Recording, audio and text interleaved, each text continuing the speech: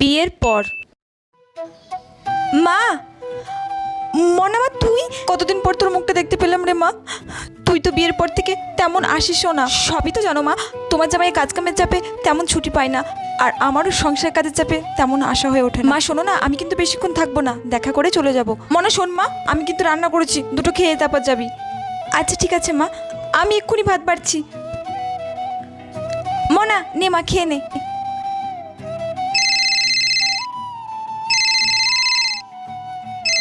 আরে মনা, মুখের ভাত ফেলে রাখতে নেই, আগে ভাতটা খেয়ে নে, তারপরে ফোন ধর। হ্যালো, বলি বৌমা, বাড়ির কাজকর্ম ফেলে সব কোথায় গিয়ে বসে আছো বাজারের নাম করে গিয়ে?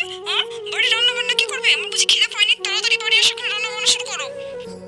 মা আমি আজকে আর খেতে পারবো না, আমি আজ আসি বুঝলে, আবার অন্য একদিন এসে খেয়ে যাবো। কিন্তু মনে কি হলো বলে তো যাবি? কি হলো কি জানি, মেয়েটা তো মুখের ভাত করে ফেলে দিয়ে তাড়াতাড়ি করে চলে গেল উটোপাটা করে। টুক্কা টুক্কা।